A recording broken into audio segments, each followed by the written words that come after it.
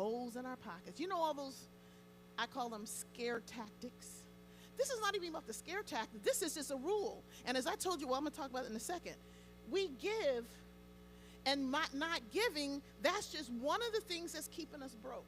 Because takers, when I like, God's like, can you open it up so I can give you something? And the amount I release, he promises. He says, Michelle, I will. Not no, I might, I should. He's like, girl, I will. And not only am I going to give it back to you because it's all mine, I'm going to give it to you, pressing it down, shaking it, pressing it, shaking it, pressing it, shaking it. And you know what, I'm too tired. Just pour this thing on and give that thing to that child. This is if we're not givers, it has nothing to do with I like the pastor, I don't. I like the programs of the church, I don't. They spend money on that stuff, I don't like. It's about being a giver. And one more thing, and I'm going to move on. I have 3 points. I have 7, but 3 I'm like, because I want y'all to get it. This is not even about giving money.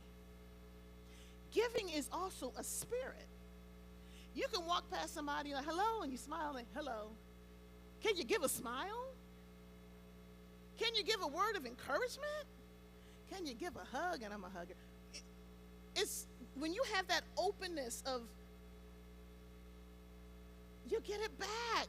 I mean, and I don't do it to get it back, but he promises. So if you're going to promise me something, I'm like, I expect it back. In full, running over, shaking. Okay, I've said enough. Now, this is my favorite textbook. But it ain't just Luke 6:38. Let's talk about other things God says about givers. How about Proverbs 19:17? It says that God is actually blank those who give. What do y'all think the answer is there? Is it in love, in debt to, or smiling at? In debt to. If y'all don't read Proverbs 19:17, now I'm going to tell you, look, it says, I'm going to paraphrase it, but you're going to have this in your handouts. But y'all need to read these. This is our financial book, y'all. It says, giving to the poor, this is the verse, is actually lending to God. When we give, we're making a loan to God. And he will repay. Just think, God is in debt to you. Can you believe that God is in debt to me? Yeah. Proverbs 19:17 says that God is actually in debt to us when we give. Okay, how about Proverbs 18:16? Says that a generous person will what? Prosper, suffer, or laugh. Yeah, I know, I made that one easy. Prosper. A lot of times we're broke or poor. We're not prospering because we're not givers. Okay, how about 2 Corinthians 9:6? It says that givers give with a blank heart, a good heart, a guilty heart, or a generous heart. I mentioned it yesterday or the day before. One of the most wealthiest groups of people in the world are the Jewish people. I have a stat. I want to make sure I miss that stat. It says that Jews, out of all philanthropists, which are people who give and give, Jews are more than half. More than 50% of everybody who give big gifts. You hear somebody say, I made this big donation to this, da-da-da. More than half of them are Jewish people. They're generous givers. So it's one thing to give because I was raised, you got to give your tithe, and you got to give some offering. They say 10-5. I'm going to give them 10%, 5. That's it. Generous is, I don't care if it's 10-5, 10-4, 10-2, 10-20, 10 million. You just give. It's not about a foreign, you know what I'm saying?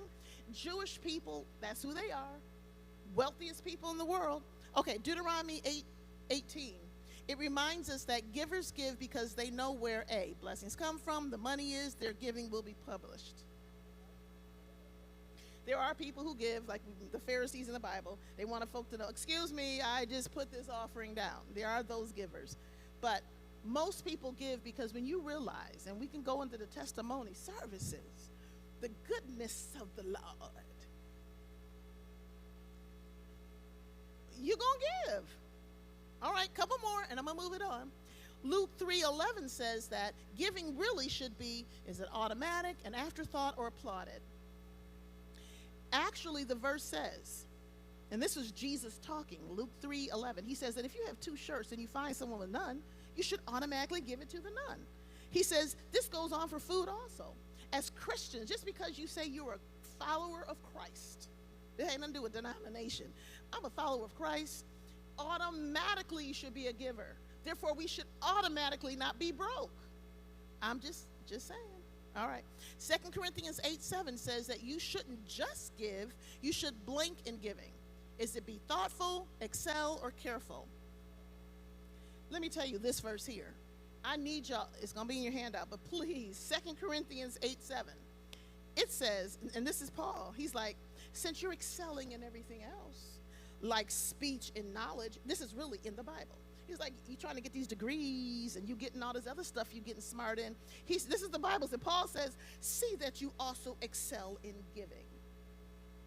With all your working hard and getting tight and this and that, he says you better hook up your giving skill. All right, I'm just saying. 1 John 3:16 to 18 says that if you don't give, then you don't have the blank of God. The blessings of God, heart of God, or the love of God.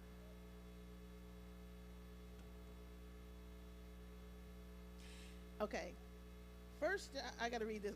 This verse says that, no, this verse says that if you want to know, this is the verse, if you are really a Christian, then you have to show love like Jesus did. And it says that if you see a material need and you don't help out, the verse says, how can the love of God be in them? The last verse, 18, says that, I'm quoting, dear children, let us not love with words or speech, but with action and in truth. It's saying, don't even talk about, I love Jesus, I'm a Christian. He's saying, love of God equals giving. Okay, finally, 2 Corinthians 9:6 says that givers actually get. I've been saying that all along. Givers get.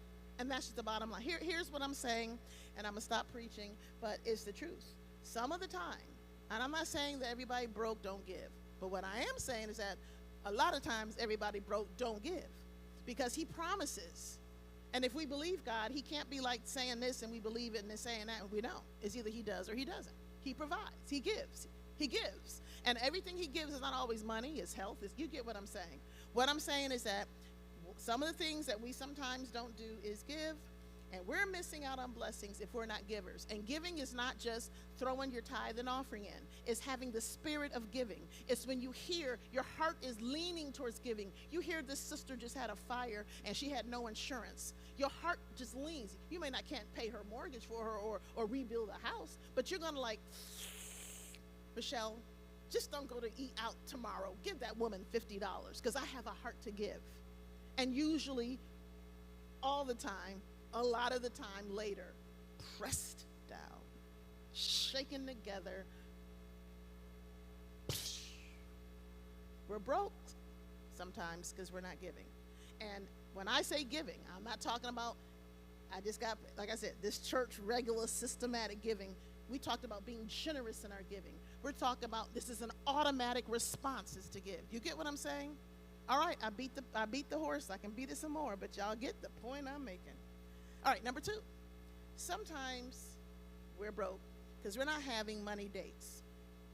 Now, what I call a money date is a regularly scheduled conversation, either alone or with your spouse, where you discuss finances. I'm reading this. It's time to go over where you are with your goals, express what I want us to do, where we're doing, and you do this on a regular basis, and you're talking about both short-term and long-term plans. Now, why money dates are so important? It's important because, well, first of all, you need to schedule it. You don't just, oh yeah, let's talk about money today. It's scheduled. Why it's important is because money is important. How we use our money is important, and it shouldn't be an afterthought. Some of us spend more time planning our vacation than we do the money that comes in. So I believe there should be a regular date where if you're single, you take yourself aside and say, you know what, every 3rd Sunday or every 4th Monday or whatever it is, I'm going to sit down, figure out my budget for next year, make sure I'm on track. Do I like what I did last month? What can I do better this month? I think it should be regular. So how to plan a date? Plan the date in advance. Please don't make it last minute. And if you have a spouse, don't, oh yeah, tonight at 3, we don't, no. Plan it out. I think it should be as date-like as possible. If you have a spouse, how about, you know what? Because we're doing dates, because we're married and we're still dating. Okay. How about when we go out to blah blah, when we come back, we do this, or at this restaurant, or blah blah blah. If you're on your own, you're gonna date yourself. And let's say you like that Martinelli's apple juice, and you're like, this Wednesday, I'm gonna pour some Martinelli's, dim the lights, bring my finances, and figure this thing out. How about make sure you show up prepared? Don't come and, what are we talking about? Oh yeah, I forgot. I was supposed to, no. If you had said the last meeting that you were going to figure out how much the new refrigerator is going to cost, come with your homework. Talk about everything that happened last time. Talk about your progress, how we're doing. How are we doing? I see that our groceries was $3.50. You use that debit card more than we should have. What can we do to work on that? Which brings me here. This is not a time to be judging and say, yeah, I knew you were going to spend more money in that category. I just knew you was going to, no. It's about, what can I do to support you to make sure we stay on our, you get what I'm saying? You get what I'm saying? Y'all get what I'm saying? All right. You're going to end on a happy note, and I want to add this one. Wait, end on a happy note, and then you're going to plan your next date to make sure, okay, so when is our next date, babe? Michelle, by myself, what is my next date? Schedule it in. Now, there are people who are engaged or talking about getting married. Y'all better get some dates, because one of the benefits of this, you know, for most people, money is kind of scary because you feel like you don't have enough, or blah, blah, blah, or it's nobody's business. But the more you talk about scary things, they become less scary. So I love this, because even amongst couples, you know, sometimes you fight over da-da-da. The more you talk about it, you bring it up, it's helpful for everybody. We're all on the same page. It's not the wife doing all the bills and she's mad, or the husband's doing all the bills and he's mad. We're working together. You get what I'm saying? What I'm saying is some of us are in trouble because we're not planning these dates. Let's move on. Number 3, some of us are broke because we're not properly insured. Insurance protects us against potentially catastrophic losses. And if you don't have the adequate insurances, a loss can put you under, and not only make you broke, make you poor. You get what I'm saying? I think there's at least 5 insurances at least that you should have. Health insurance. And now with Obamacare, there's really no excuse, but I'll be quiet on that one. Health insurance that covers you in the case you get sick, in the case you are hospitalized, or anything else like that. Please have health insurance. We do have God, and he gives us grace and good bodies, and we're vegetarians or vegans. Have health insurance. Life insurance. Life insurance is really for the living. They might have told you it's for death, but truthfully, to get buried, you only need a couple $1,000s. We can cremate yourself. We can put you in the cheapest casket. Don't need a service, and put you under. And if you ain't even got a couple thousand, the state has a plan called indigent fund, and that's how they bury folks who are homeless, helpless. You get what I'm saying? That's not what life insurance really is about. And, well, I'm not going to go into one of my pet peeves, people who spend millions on funerals that's going under the ground. But, okay, let me stay on track. Life insurance is for the living. If there are people depending on your income, I think it's slightly reckless to not plan for them. So I have a 10-year-old and a 12-year-old, and then I die. And let's say I even have a spouse, but he's been depending on our income. Or I don't have a spouse, my kids are depending on my income, and then I die. That's life insurance. You leave a policy so that they're taken care of for a while. You get what I'm saying? Okay, disability insurance. They say that you're most likely to get disabled than to die. Like, you might die in your 80s and 90s, but you might get disabled in your 20s and 30s. You need disability insurance. So in effect, you can't work, there's money coming in to assist you. And a lot of times, that money is tax-free. Okay, I think you have to have, you need to have, if you buy a house, they make you have it. But property, but especially for renters insurance. Because if something happened and there's a fire or a flood, ain't nobody giving you a new couch, ain't nobody giving you your stuff back. And so if you don't have insurance and you didn't have the money, you're in trouble. Okay, finally, car insurance. I think they kind of make you have car insurance. I think at one point the state of Alabama, it was optional, but you got to have car insurance. Not even for you, for the other person. Because let's say I don't have car insurance or adequate car insurance and I hit somebody and they get hurt. They can come after my house or anything else because I didn't have adequate insurance and they got to get covered. All I'm saying is that some of the things that can make us broke is not being properly insured. Okay, number 4. I'm going to beat a little bit of one on. This is one of my other beat the point. Not having a financial safety net. Life happens. You can lose your job. Your parents can get sick and you got to take care of them. You can have a major house problem and insurance doesn't cover it. You can get sick, and as you well know, what could go wrong will go wrong. The bottom line is life be lifing. And if you don't have nothing set up, this can set you into poverty and brokenness quite quickly. So, how do you build a safety net? Number 1, have an emergency fund. And this is Michelle's perspective. You can have your own perspective. Everything I do is Michelle's perspective. I think you should have about $2,500 in an emergency fund. This is to cover small things. Your refrigerator goes out. You didn't put in your budget car repair to cover tires, and you need tires. You get what I'm saying? Something comes up. 1,000 ain't it? About 2,500. I talked to you yesterday about savings and investments. This is a savings thing because you want to be able to get to it. You want it to be liquid. You need a separate account that you know is called just emergency fund, and I want it to have no more than 2,500 in it. It'd be nice if you have it close to or 2,500 for those things. The second thing I want you to have is what I called a contingency fund. Another name I call it for myself is my hell and high water account. It's the Michelle's about to live in her car because everything is falling apart. She lost her job. She has no money. She's in trouble. I say this should be about 3 to 6 months of your expenses. It's not how much money you make, because if things were super tight, you know you are not doing your hair and you ain't doing your nails and you don't care about the internet. You just want to make sure, you know what I'm saying? You're about to live in your car. How much to just survive times either 3 to 6 months, but not more than 12.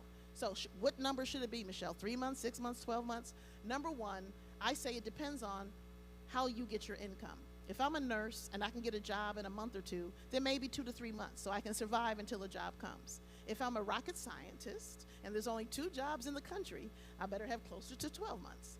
So I have some money, because we all know that unemployment ain't cutting it. You get what I'm saying? This money, too, should be liquid. And that's why I don't want you to do more than 12 months, because this number could be kind of high. If your expenses are $4,000 a month and you put $48,000 in the savings account, I showed you yesterday, you ain't gonna get much money from it, and that may not be a smartest move. So I need you to have 3 to 6 months, but not more than 12, in what I call another account called the contingency fund for the this went crazy. Now, let's say something happened to either of those and you start spending it down. Something happened, I need a new refrigerator, it cost me $1,000. I take it out my emergency fund because I put it in my budget, and now, praise God, I got my $2,500. I take my $1,000 out, pay for my refrigerator, and then in my budget, I got to budget again to get that back to that $2,500 level. I don't have to use a credit card. I ain't got to ask nobody for a loan. God is good. He had me to prepare in advance, and there you go. One more thing. Don't overdo in these areas, because there is things called saving and hoarding. The difference between the two is not having a goal. So you become a hoarder when you haven't told yourself, how many of these do I need? Like, if I'm a single person, do I need 100 rolls of toilet paper? So then I have to think, as a single person, I need to have some toilet paper in case something happens and there's another COVID and I have no toilet paper. Okay, 20 rolls are good. Then that's what I have, and don't get a dime more. The minute you go over, you're now in that hoarding spot. And we know the story in the Bible about the guy who had barns. He didn't have a barn. He had barns full of stuff. And then even he said, ooh, I'm going to tear these barns down to build bigger barns. He was a hoarder. He didn't know when enough was enough. And so God said, bruh, you don't even know tonight. I'm about to take you up out of here because you're wasting time. What I'm saying is, you got to know your limit. These are limits. Don't go over. God's got us, but know your limit. If not, you're going to find yourself not really. You'll say, I'm saving for the rainy day. Well, and then how much you say? I'm just saving. No, have a purpose, have a limit, or you'll be a hoarder. And at some point, how much money is enough? That money could be using to, okay, move on. Number 3, how to build this thing is to make sure you have adequate insurance. I just mentioned that, but also the correct type and amount, because you might have car insurance, but do you have the right limits in the right areas? Okay. And then finally, dramatically reduce your debt. Debt is bad. It's almost like sugar is bad, period. We all love it, but sugar is bad, period, okay? Yes, you want a little piece of cake, but we know sugar brings your red blood cell. You know what I'm saying. Debt is bad, period. So if you can lower your debt, then your contingency fund, you don't even need as much because you don't need money to pay off the debt. You get what I'm saying? Debt. Some people, and I've said this to you all, I think on the first day, I haven't had a car payment in 21 years. I explained to you I pay cash for my cars. And if I only have $3,000, I'm driving a $3,000 car. But because I don't have that 3, 4, or 5, or 6, or 7, or 8, I've even seen a $1,900 car payment, I can do stuff you can't do. So don't be mad if I'm taking trips that you're not. I ain't got no car payment. Don't be mad if I'm putting money in the stock market and it's growing. I ain't got no car payment. You get what I'm saying? All I'm saying is debt is bad, whatever. And all I'm saying is some of us are broke because we have not taken care of our safety net. Okay, here's the other one I'm going to beat, and then I'm going to be quiet. I'm going to beat, and we're almost done. What time is it? Oh, good. Whew. Keeping up with the Joneses. Who is that person there? Can y'all see who that is? Yeah, that's Dionne Warwick. She was down to her last $1,000 in 2013 due to compulsive spending. I don't know if you know who that is. I didn't even know myself.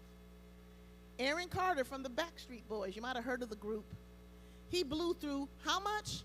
$200 million, and he died young from a drowning due to a drug overdose. Y'all know who that is. Nobody knows who that is? Gary Busey, he's been in so many movies. Okay, never mind. Wrong crowd. He was down to his last $50,000 in 2012 when he filed for bankruptcy. And he owed 10 times that much to numerous creditors and the IRS. Y'all know who that is? Oh, my God. He's an actor. Okay. He's an actor. Oh, okay. You'll know their name. Okay, my bad. Okay, my bad. All right. He filed for bankruptcy. He had a bunch of debt. His income was $7,500 a month, but his expenses was how much?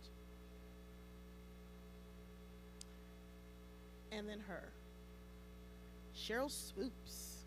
She was the first woman to get her own Nike shoe, and she had to sell even Olympic medals to pay for her debt. Why are they and sometimes we in trouble and broke? Trying to keep up with them Joneses. We want to drive with the Joneses driving, wear with the Joneses wear, live with the Joneses live, vacate. You know what I'm saying? We're trying to keep up with the Joneses, and unfortunately, it don't quite work out well for us. So we're going to take a minute right now. We're going to play a game. I said, how well do you know the Joneses? 1 second, baby. Do I have my mouse?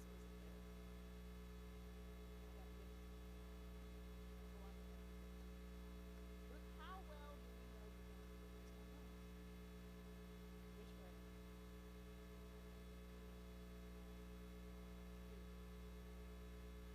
We're going to play a quick game. How well do you know?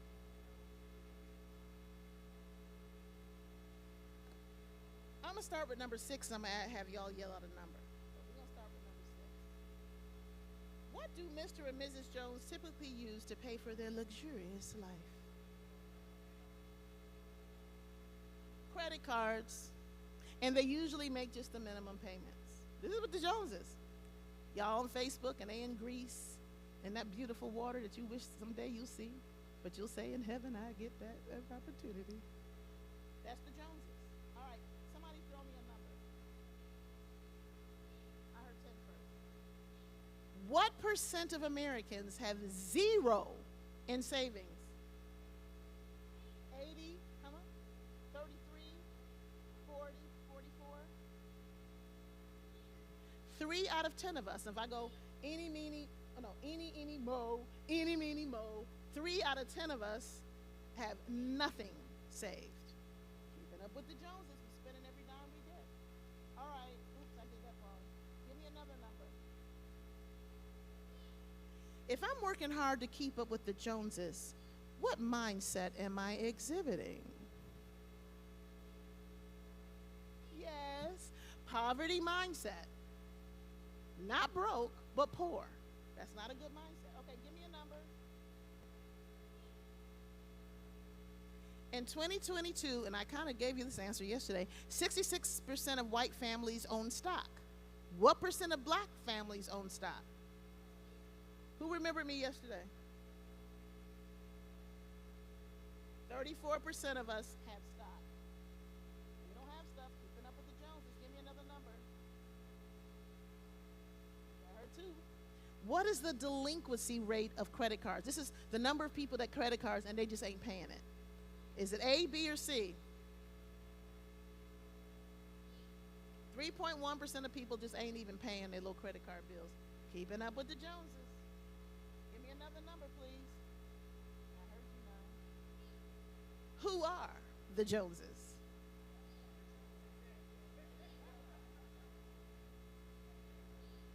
The people you constantly compare yourself with, they change. Like, have you been to such and such house? Where they get? How they get them granite countertops? Baby, we need some granite countertops. Did you see that Rosie is now on another vacation? Oh no, we got to go to that spot. You know how it goes. All right, give me another couple numbers and I'm gonna finish this up. 3. I didn't hear you. Oh, I'm sorry, baby. I never heard you. What generation has the highest credit card debt? Generation Z, millennials, X, boomers, or the silent generation? I'm hearing B. I'm hearing everybody saying B. Oh, D.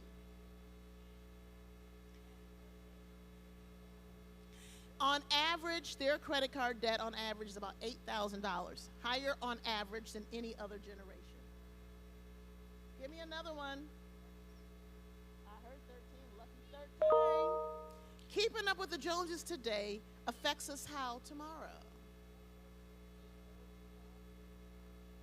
It reduces your standard of living. So what happens is you're broke today because you're spending, so you're not putting money in your retirement. You're not putting money in savings. You get what I'm saying? So today's crazy spending is really hurting you tomorrow. Okay, one more and then we will move on. That was the 40s to 57-ish, that age group. The average new car price, is it A, B, C, or D? Is it 30-something thousand, 20-something thousand, 47, or 51?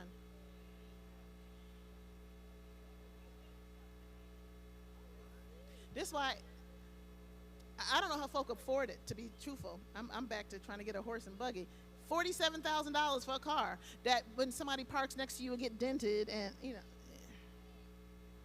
All right. The last one I'm doing, oops. Okay, that was the one. Are you going to work on avoiding money traps that keep you broke? Please say yes. Here's the bottom line, folks.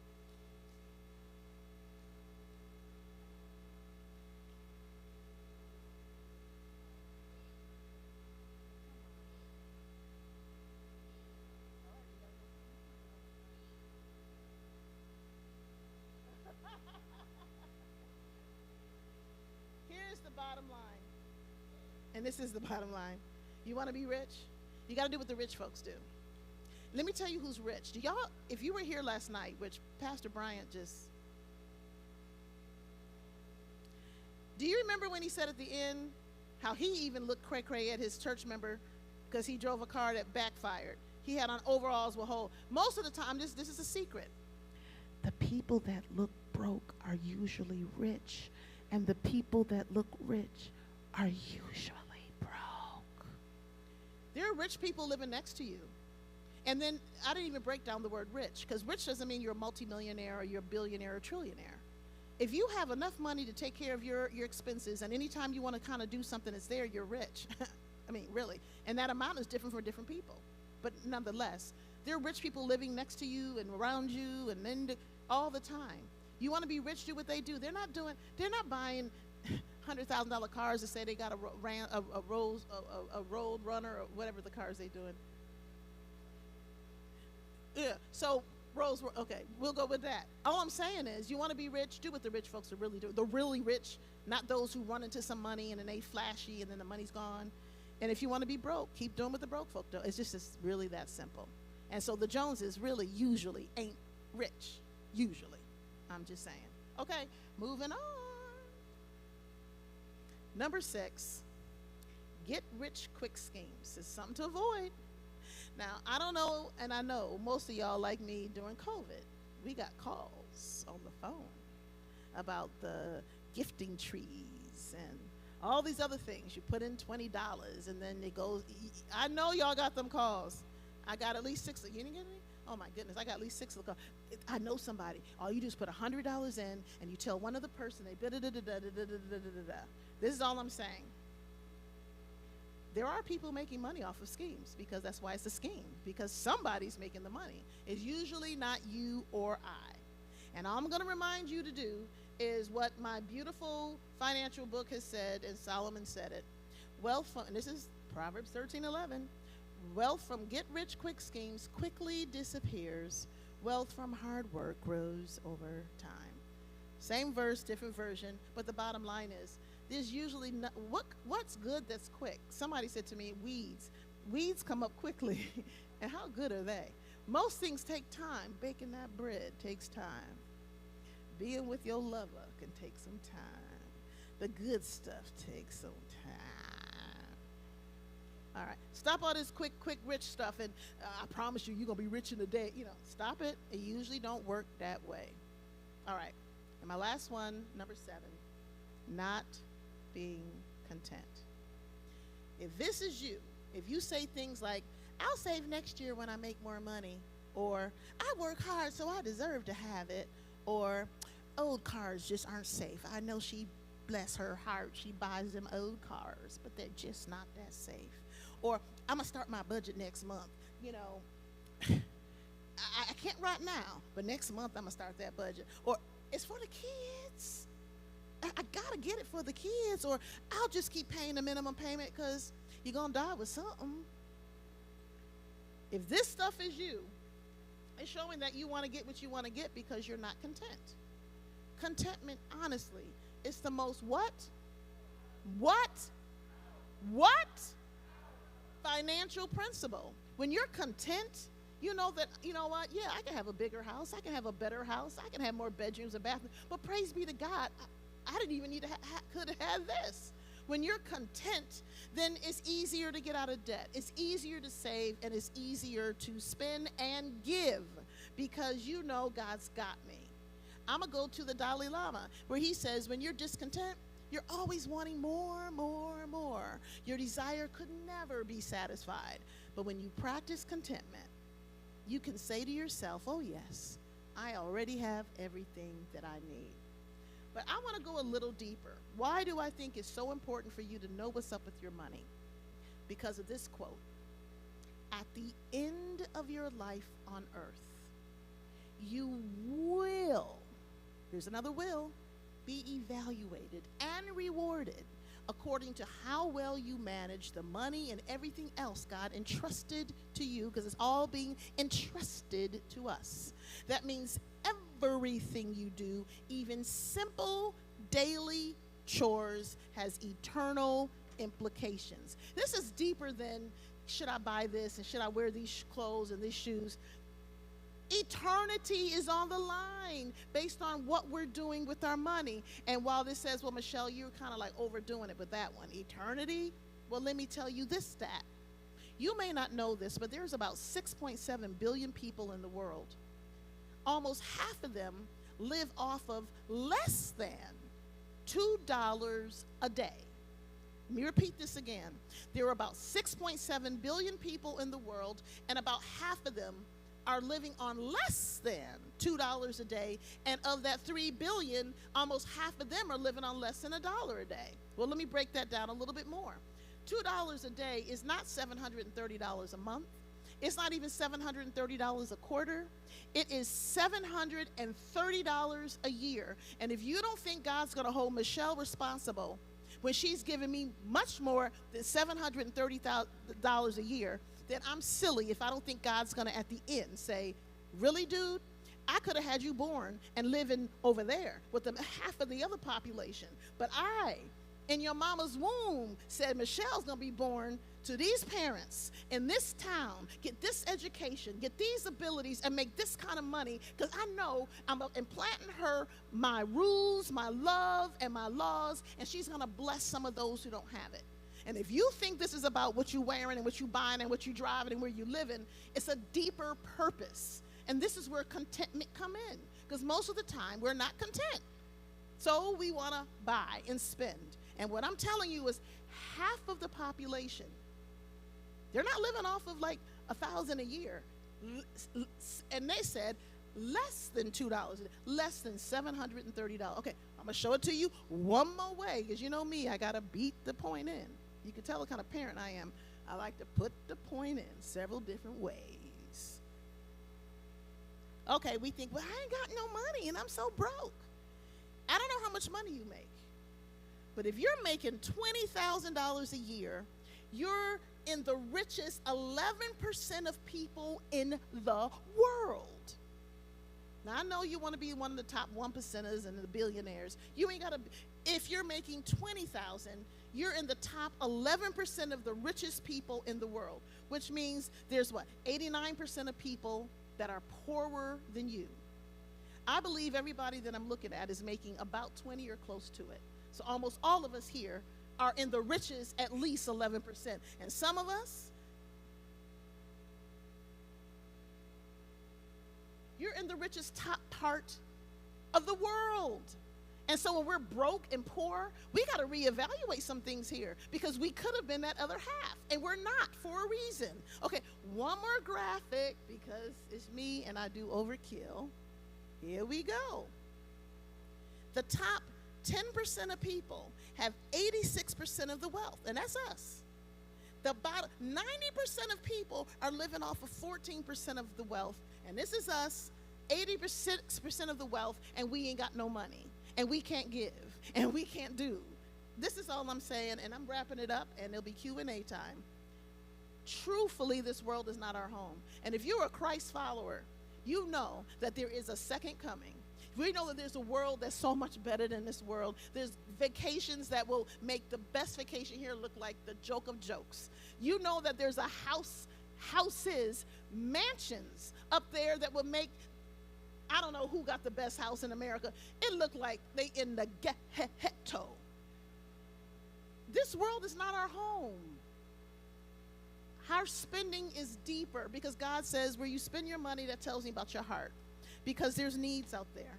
There's people who need to know about Jesus. There's famines, and there's wars, and there's violence. There's hunger. And he said, Michelle, I've given you more than almost half of the population. I've let you been born in a country, and because you want to just do what you want to do and think about you, and you're letting everyone else suffer, please don't think that there's not eternal implications in all of this. This is all I'm saying, folks. Please don't be broke because of these traps. Please don't be stingy. And that's not just with the money, everything. Your love, your heart, your time, mentoring people. Somebody, baby, can you help me? I can't help you with that. Be a giver. Have money dates. Take a minute where you say, I'm going to intentionally set time aside to think and talk about this money so that I know that we're doing the best we can with it. I want you to make sure you're properly insured, because life can and will happen. I say life be lifing, and you want to make sure at least that you've done your part to make sure you're insured. Have a financial safety net. If you're not planning, that's why you can't spend everything you got. You got to save. You got to save, because things will happen, because we live on this planet, things will happen. The Joneses ain't real. The Joneses be tripping, and if God has blessed the Joneses, thank God, and say, Lord, I'm going to be content with what I have, but if you'd like to help me like the Joneses, I need you to help me like the Joneses, not me go get in more debt to be like the Joneses. Quick, all these little quick schemes, keep it moving on that. But the biggest thing is you got to be content. And I'm saying all that because if you don't want to be broke, it starts with creating and following a plan. Then you will get older. And as you get older, you can't or won't work. Sometimes you don't have the ability to. Sometimes nobody will even hire you. And then there will be some traps coming in your way. But what I'm saying to you is that there's a deeper purpose, because at the end of your life, there will be an evaluation. And I know I want to say to God, I ain't do it perfectly, I wasn't, I'm a sinner. But Lord, I tried. I made myself available to information, and not only heard the information, I'm like, Lord, help me to implement you get what I'm saying? I want to tell God I've done my part to help, since he blessed me to be one of the greater than 11% of people in the world. I'm richer than them. Then I'm going to do better with his stuff. That's it. How not to be broke. I do have handouts. I want to make one comment, and I don't know if we have time for question and answers, if we don't or not. One person, I mentioned on day one that I'm not a fan of debit cards, and so somebody said, please speak to that. And then, again, these are my perspectives. I prefer a credit card over a debit card. Of course, if you are an impulsive buyer and you use a credit card a lot, I say, please don't use a credit card. But if you have some control, the reason why I prefer a credit card over a debit card is, number one, if I charge something on the credit card and then the product is not satisfactory, I can immediately call them up. They will put a halt on that and do some research. If I buy something from a vendor with my debit card and the product is not satisfactory, the bank is like, that's your money, and we'll figure this out later. You follow what I'm saying? If someone steals my credit card and runs it up, I call the credit card company and say, that ain't mine. They're like, nope, no problem, dearie. They put a hold on it and do some research. If somebody steals my debit card, which happens frequently, I don't know what they're doing on these debit cards. I've known so many people who their debit card has been compromised and not the credit card. I don't know what's going on with the debit cards. But the bank will like, we'll figure it out. But they are not giving you your money back until they figure it out. So if somebody can clean out your money in your bank account, you're going. So I had some friend that had a problem, and the bank was like, we'll figure it out, but until then, that money's gone. At that point, I stopped. Debit cards are nowhere around me. I use credit cards, because you're not going to play with my money like that if something went down. That's why I'm not a fan of debit cards. Now, if you know that a credit card, I'm scared, I might run it up, then there are prepaid, like I mentioned on day one. I have a American Express Bluebird that I use for certain things. It's a prepaid credit card, which means only the money that I take from my bank account and put on that card do I get to spend. So there's no limit on this card. I can put $1,000 on it, $1 million on it, or $5 on it. That's my money, and I love that card, because it's my money, I can't spend it more, and boom, it's not a debit card, and I'm not worried about somebody cleaning out my bank account. Okay, ladies and gentlemen, it has been my absolute pleasure being here these last couple days. I don't know if you can tell I'm passionate about this stuff. If you knew my true, real backstory, God has been ridiculously good to me, and I can't help but I love to tell people, and I love doing these live, because I certain faces, when I see like, oh, I see somebody's eyes, I'm like, oh, good, they can't, okay, good, that point. If I see you sleeping, and I do see you, I'm like, okay, that didn't go over well. But if I see the whole audience looking glassed, okay, this is too deep. You know what I'm saying? I just love it. I love to share. I love to give, and especially to Maz people, because unfortunately, we have the least amount of financial education and knowledge, because our parents didn't have it. We didn't give it. You know the whole hookup, because we're black. So it's been my pleasure. I don't know if there's any question and answers before I step on out.